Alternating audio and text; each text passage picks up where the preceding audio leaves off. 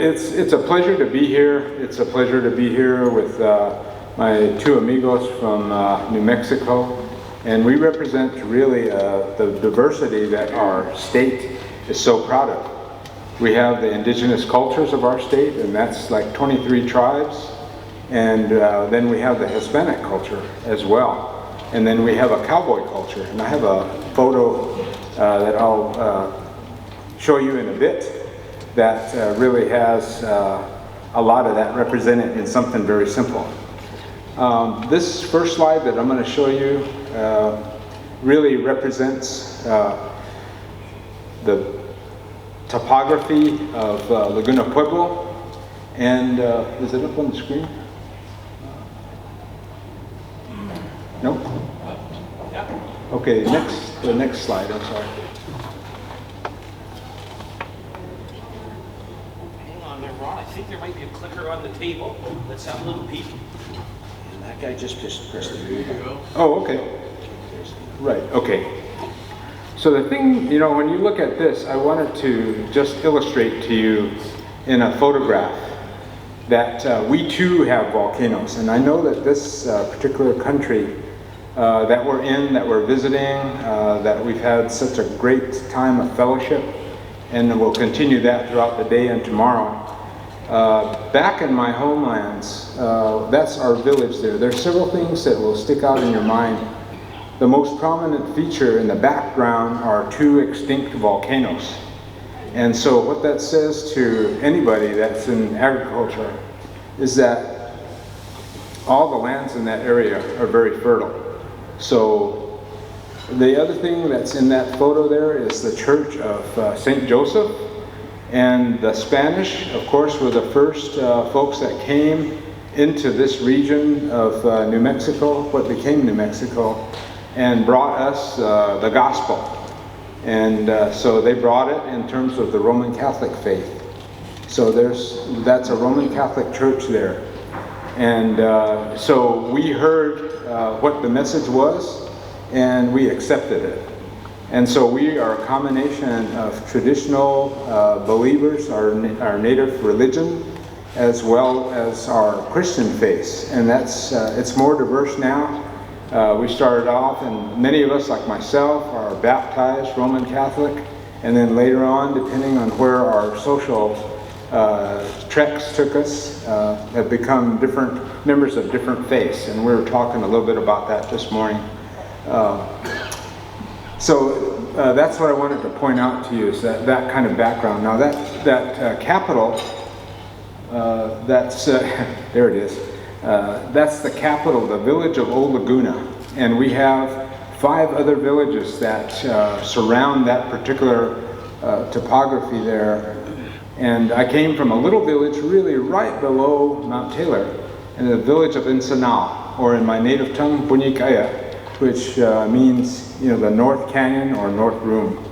I grew up there and spent my life initially, and I thought it would always be that way, in a homogeneous setting where everybody spoke the same language, everybody looked the same, and we thrived right in that mountain area, village area that was set up to do farming. So and you can see the snow in the background too, because that particular village, the village of Old Laguna, is about 7,200 feet already. And so you go to my home village and it's a little bit higher than that. So we have seasons of the year where we have, we just went through our monsoon season, as we call it. And that's when we get rains, and that's when people look forward to seeing the streams become more and more full. So that's a little bit about where I'm from, and you've already heard my biography, so that's that. I have a lot to talk about today, and normally this is about an hour and 45-minute presentation, but I've been whipped during the noon hour and into submission, so I'm going to try to make it a 28-minute speech. The photo that you're seeing there, I want to point out several individuals. One is that there's 2 Native women. The one on the far left is Maxine Velasquez, and she is Hispanic and Laguna Pueblo. and she is our president and CEO. I'm very proud of her. I was part of the whole selection process to bring her in. She practiced law for about 20 years, became general counsel to our corporation, and is now thriving as our president and CEO for Laguna Development Corporation. The lady in the middle is my tribal sister, Deb Holland, and she is the Secretary of Interior for the Biden administration back in the U.S. And she also, was an entrepreneur. Saw her develop her business. We also sat on this very same board together during my first term in office, and had a great time. And she went on to become part of the Obama administration. The gentleman on the right is our tribal governor, the leader of the Pueblo Laguna, Will Herrera. And he's a degreed person, a Bachelor of Business Administration, and then also a Master of Business Administration. So we've got two lawyers, or two legally trained young women, and then our governor. That's the leadership that we have. So we sort of parallel, the presentations today, the people that were speaking in terms of education, and I'll talk a little bit more about that in a bit. But those are three people that I'm very, very proud of. In the U.S., this is a map of where the populations of the 574 federally recognized tribes are, and they're in 35 states. So we, in case those of you that don't live in the U.S. or don't live in Canada, you might not guess that there are still Native people. Many times when I get on airplanes and traveling back and forth across the U.S., people will sit down next to me, and then they'll ask me, obviously, and they'll say, well, are you Native American? Because they'll notice my jewelry, and they'll say, you must be a Pueblo or Navajo or something like that. And I said, well, yes I am, very proudly. And so there'll be apologies, like, I'm so sorry that your people really have diminished so much. And that's true in one sense, but the reality is that we still are very much alive and are working very hard in the lower 48, as we say. The part that I cut out of my presentation today are references to Canada and to Alaska. And Alaska has several corporations. The Alaska Native people, that their corporations number in the 20s or 30s by now, but they really have ranked consistently in the top 10 corporations for the state of Alaska, and sometimes that particular ranking goes also in the direction of the entire Fortune 500 companies. They've done astoundingly well. So there's a backdrop for all of this. I think I jumped way ahead here, but yeah, I did. There's this group of indigenous people I wanted to point out to you, because you wonder, well, who are they? Who are these U.S. citizens that are also Native people? Again, on the upper right-hand side is Deb Holland, the Secretary of Interior, my tribal sister. Next to her is Cherise Davids, and she's Ho-Chunk from the Ho-Chunk Nation of Wisconsin. She's a congresswoman, and at one time they both served together. Next to that is a photo, if you follow me to the left, of Maxine Velasquez and her nieces, and they are dressed in traditional garb, and they're getting ready to go and dance during one of our feast days at our pueblo. The woman in red is Joy Harjo. She was Poet Laureate for the United States. Next to her is Nota Begay, San Felipe and Navajo Indian, that became a PGA golfer, and is also seen on Golf Channel back in the US and NBC when there's major golf tournaments. He's an announcer. The photo to his right there is one of our historic ruins where our people lived about 10,000 years ago. Underneath that is a young woman that is a Native person, and you'll know if you can see closely enough, she has a tattoo like my new friend here, Rachel. And so I told her, you know, some of our people in the U.S. also have tattoos, and this is one of them. Her name is Quanah Chasing Horse, and she's a model, and she's a climate activist, somebody that is doing a lot of good. And again, the Southwest region where we're from, there's an area called Four Corners, where 4 states all come together, and that's some of the topography that's down there as well. The next one, the black and white, is Jim Thorpe, world famous Sac and Fox Indian man that went to Carlisle Indian School and then also represented us in the Olympics and got 2 gold medals. And there's a whole history, there's books that are written on him and his successes. And then finally, just a photo of a young child in dance garb, a little girl. And for all of us that are from indigenous populations, of course, that's who we are really working for, right? We're working for children, because we're thinking ahead. And in some cases, the tribes that are represented here, my brother Robert, 7 generations. You know, that makes a lot of sense when you look ahead, because that's who we're planning for, that's who we're working for. So the backdrop for development in the United States and for tribes like mine really go back to our federal constitution and Article 1, Section 8, and this is where I drop into the legal realm. I'll try not to drop in too deep because this is something that maybe is brand new to you all. But that particular provision in our U.S. Constitution provides for the ability of and the plenary authority of the United States Congress to really govern the way in which commerce is conducted with and among Native American communities. So that's one of the backdrops for what we're talking about in terms of U.S. history. There were some cases, and we call them the Marshall Trilogy, that represent case law that really kind of historically records the debates and the dilemmas sometimes that Congress had, the legislative body, the judicial and executive bodies of our form of government in dealing with tribal groups. And those cases resulted in the designation of our tribal people as domestic dependent nations. And what eventually that created was a federal trust responsibility between the federal government and the Indian tribes and those that have become federally recognized. Federal recognition affords tribes the right to certain benefits and resources in the U.S. And that process is, of course, handled by the Secretary of Interior. And in this case, in this particular time in our lives, my tribal sister.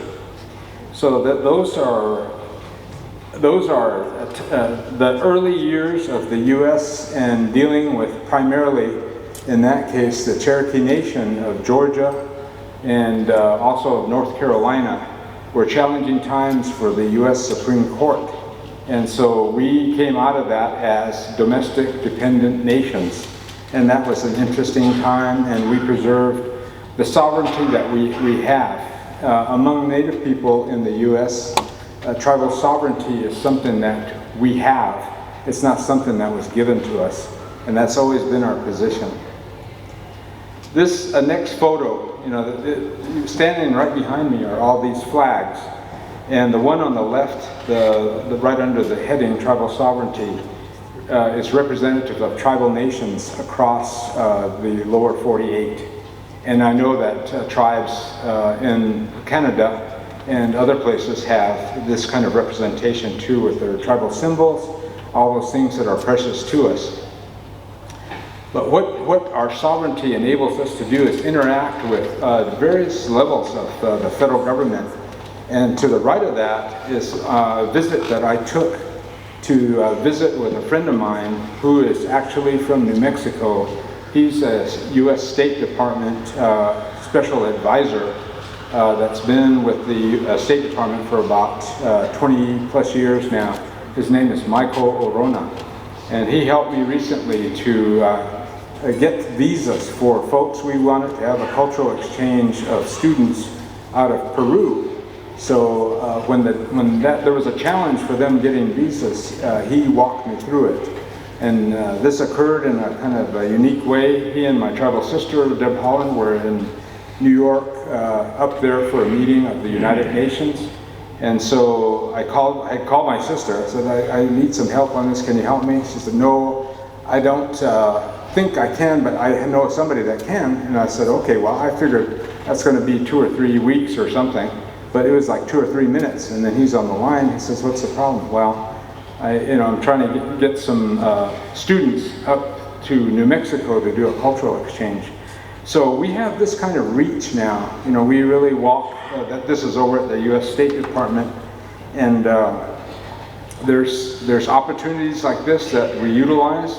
There's people that we have in key roles that we develop relationships with, and I'll talk a little bit more about that. The periods of time that we have gone through are these, and there are different times that have different kinds of impact on our Native people in the U.S. and then on my particular pueblo as well. And those include the colonial period, for us, and that is a time really that encompasses both the Spanish Crown and their colonists that came up from the south and became essentially residents in formerly tribally held lands. And they're the ones that brought, also along with soldiers and people that were going to colonize the area that I'm from in New Mexico. They also brought special people in terms of the Franciscan friars. That's an order of the Roman Catholic faith.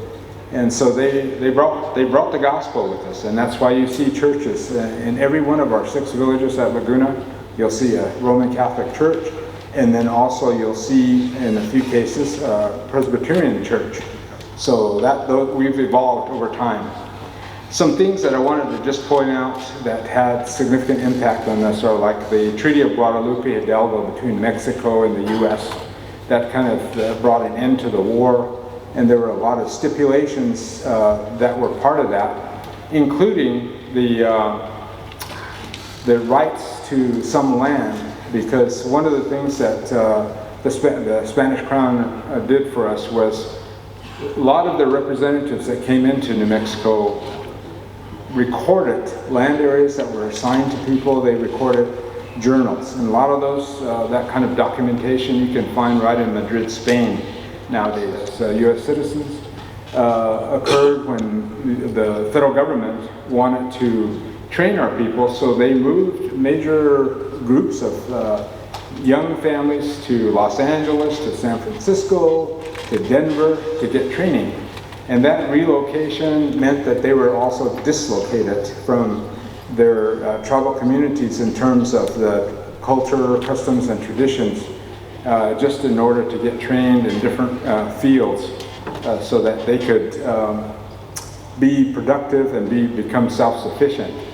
And for us too, some of the impacts at Laguna, and you'll see it more when I bring up the map of the state of New Mexico, where with the railroad coming through central New Mexico, and our pueblo negotiated jobs for the rights of way for AT and SFF, Atlantic Topeka and Santa Fe Road, Atchison, Topeka and Santa Fe Railroad. But we've made progress. All of this took advocacy. And some of the best advocates for us in the early days of the United States history and then early 1900s were people that people find kind of curious. Why would they be advocates for Native Americans? And those were lawyers that were of the Jewish faith or Jewish people. And they were unique. One individual that I'll just name was Felix Cohen.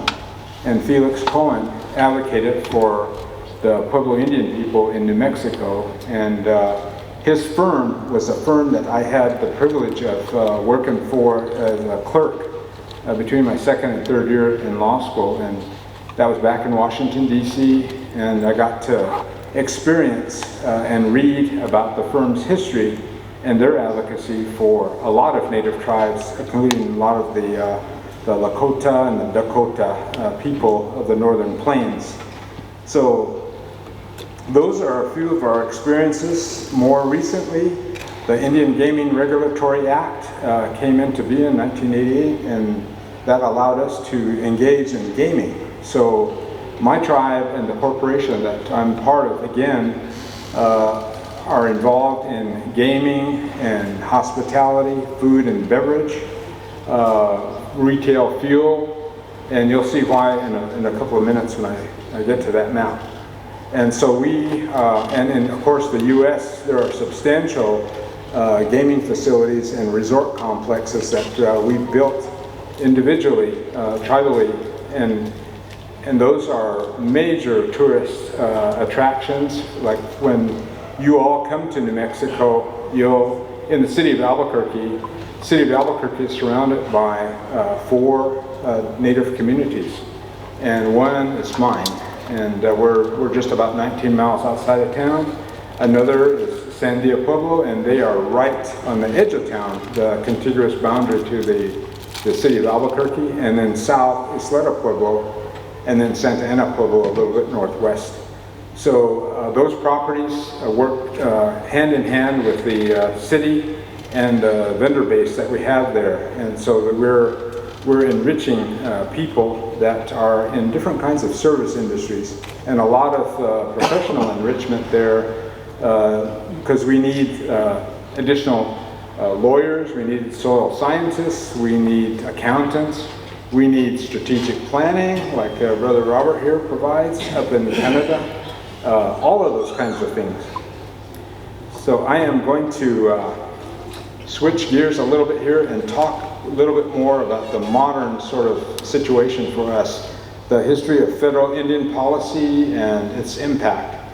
Photo to your left as you're looking at the screen reflects the changes that people desired for the Native people in the U.S. to transform them.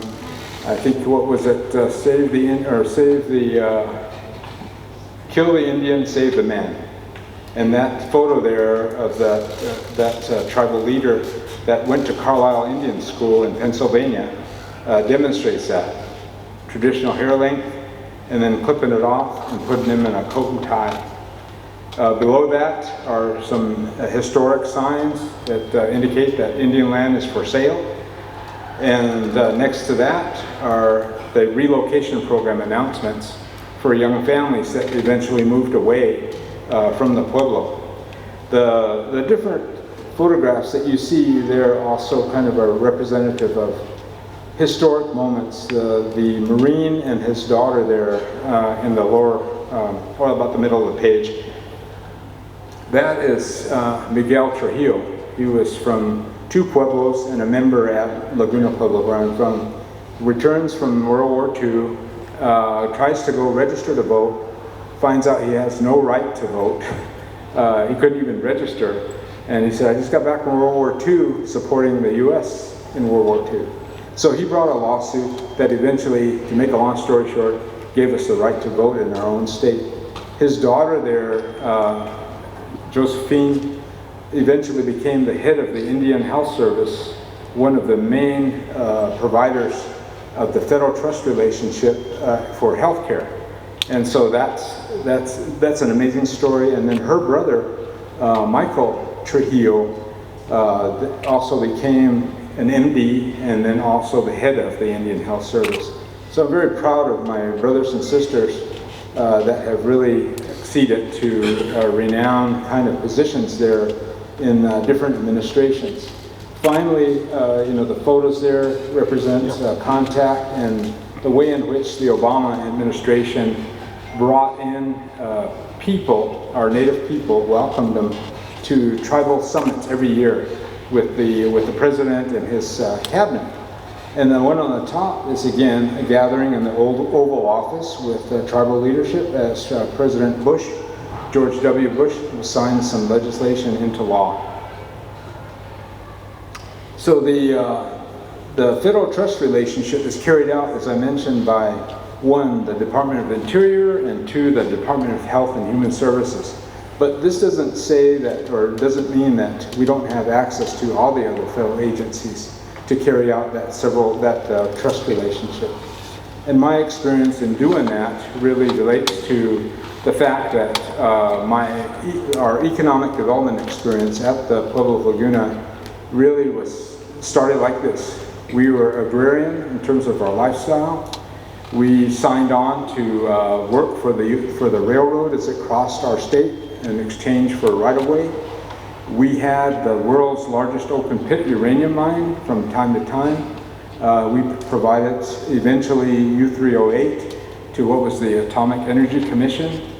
We set up companies subsequent to that because we needed to diversify and get ready for the loss of jobs once the uranium mine closed. So we mined from 1952 to 1982, and as I mentioned, sometimes the Jackpot uranium mine was referred to as the world's largest open pit uranium mine. So lots of experience with the federal government and trying to get help, especially when it closed and we had a significant environmental issue on our hands, and we still do, because that mine, although it's been reclaimed, is also then on the Superfund, and that's with the Environmental Protection Agency. So that is still winding its way through all the processes and litigation efforts. State of New Mexico, here we are finally. Two significant corridors of commerce. One is Interstate 40 that runs east and west. I don't have a laser so I can point to it, but east and west is Interstate 40, which used to be in part the old Route 66. And anybody ever heard of the song or that particular reference? That's where it is. It goes right through the state, and my pueblo is located right on that route. And as we used to talk about it, and we've made a reality out of it, it is a corridor of commerce. Almost side by side is the railroad, as it takes goods all across the country, and then back from LA, back across the country, and then Interstate 25 intersects in Albuquerque, where I'm from, where I live, and that's another significant corridor of commerce.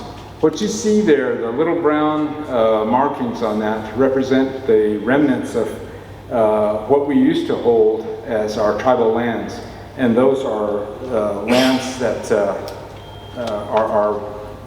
represent the land base of our pueblo, which is about 500,000 acres in our case, and where that mountain is located that I showed you a while back. So this is, it's representative of 19 Pueblo Indian communities in the state, 3 Athabascan speaking tribes, the Navajo Nation, the Jicarilla Apache tribe, the Mescalero Apache tribe, and then also the Fort Sill Apache tribe. The Fort Sill Apaches, their claim to fame in some manner of speaking was the lineage that they represent nowadays that goes back to Geronimo, one of the more famous individuals that was demonized but was really very much a spiritual leader for them.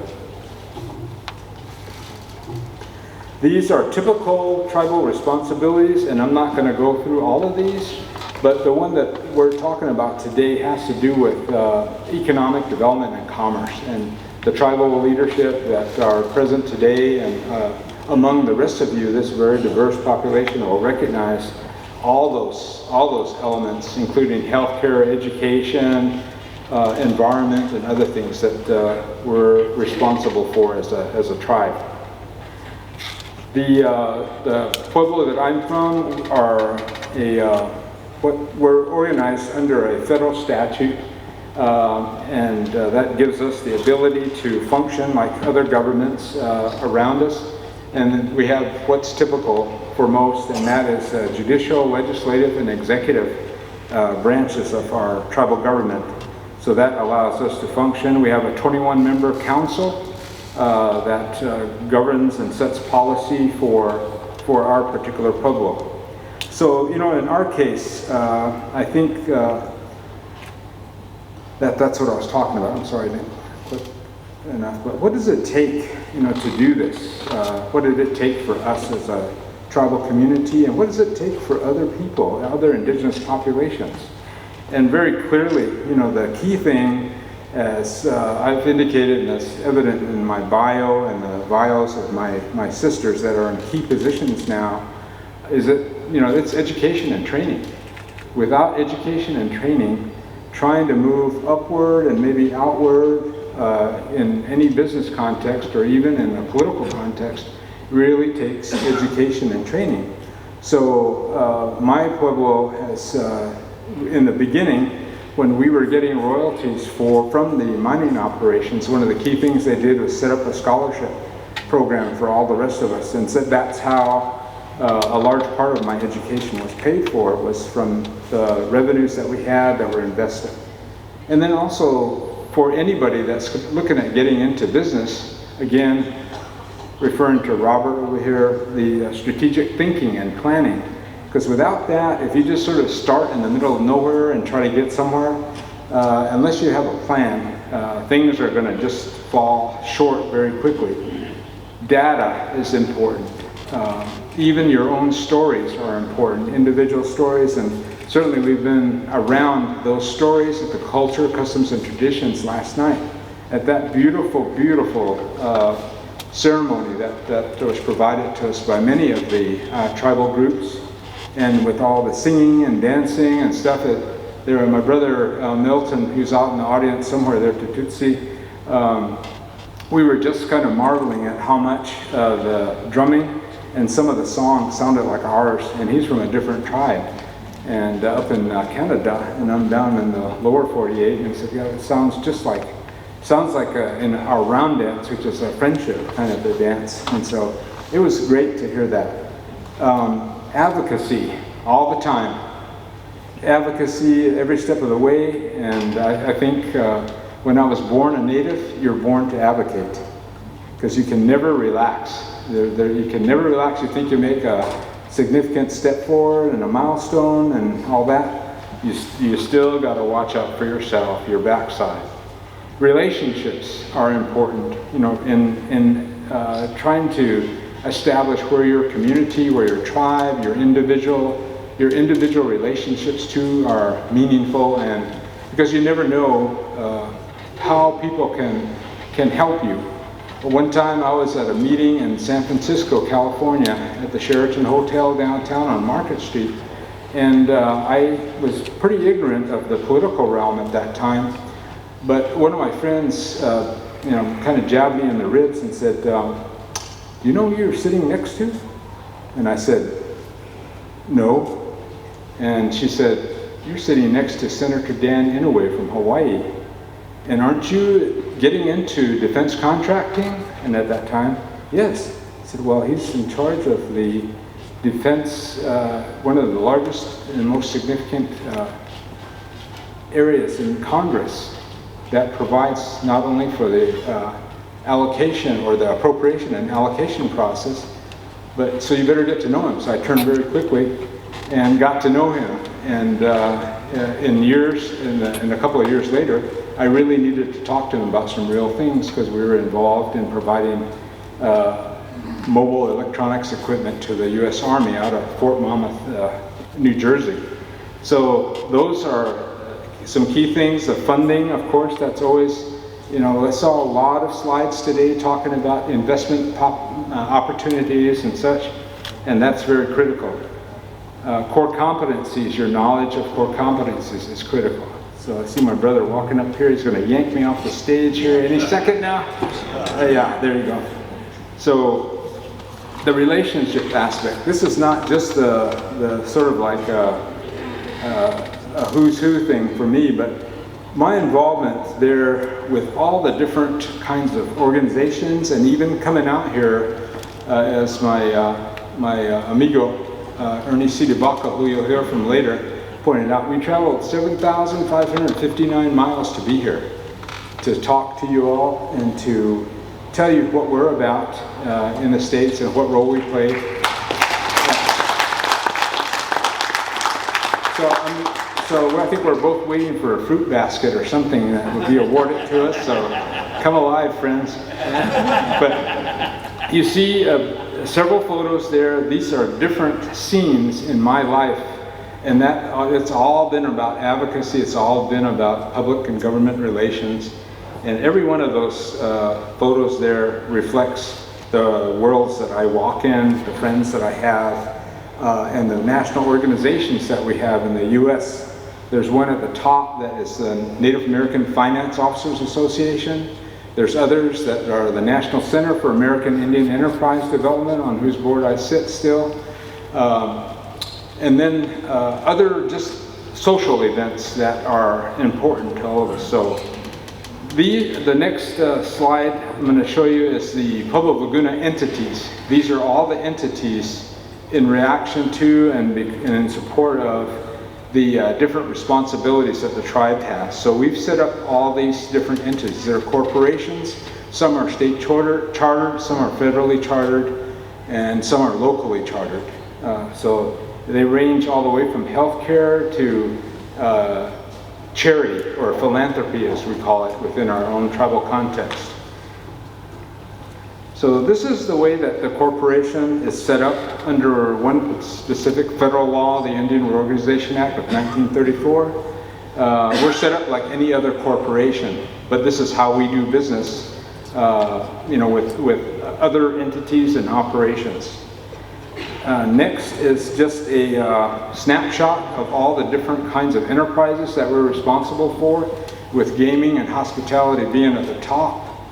Restaurant, food and beverage, and we actually owned a racetrack, horse racetrack in Kentucky for about a couple of years, and then the big horse came calling from Churchill Downs, and that's where the Kentucky Derby is run. So since we had a racetrack in Kentucky, they made us an offer that we couldn't refuse. So we sold it and closed the deal at the tail end of last year. So very quickly, there's several takeaways here. I think I've emphasized all of these already: education and training, knowing your strengths and your core competencies, collaborating and sharing. Collaborating and sharing is really big among not only Native America, I just would say Native North America, because in many cases we have sought the advice and input from Canadian tribes and then from tribes across the country. And of course, the way that we collaborate is through major organizations and getting together, such as the National Congress for American Indians in the lower 48. And then also participating in the AFN, Alaska Federation of Natives. We'll go up and visit with them. And we've helped them, they've helped us. Because the way that it's described by many of our tribal leaders is that an effort is stronger when you bind the arrows together. When you bind those historic arrows together. That's a strong push on Congress or in the state level. Sometimes we find ourselves in different states helping other tribes to advocate. So the other thing is just, I've emphasized this, but there's no advocate like you for yourself. And that's where the necessity comes up for actually doing your homework well, getting ready for meetings, making good presentations. And I think I'll just kind of leave it there, and I think you've read all the rest that are on the sheet. So I am going to basically wrap it up. That is a photo of me at 2 years old, little Indian boy. And then for me, I grew up with a grandfather that was a caballero, or a cowboy. And so that's where I learned my horsemanship. So that's me on one of my favorite places, on the back of a horse with my cowboy garb on. And that's the most comfortable me.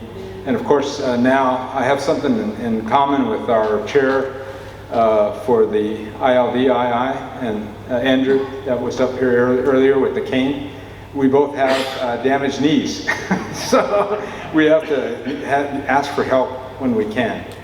So again, I want to thank you all, on behalf of my Pueblo and on behalf of the Native communities of America.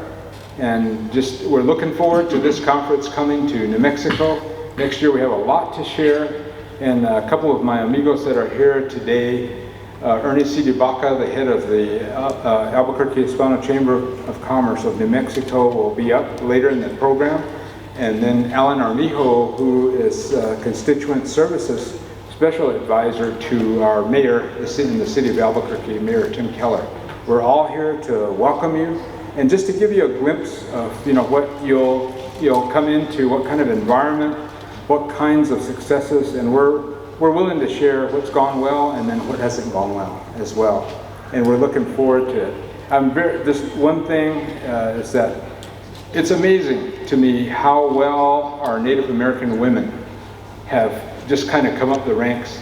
You saw a couple of my tribal sisters. There are other sisters across our country that are just elevating. They are just skyrocketing because people are finally paying attention to them.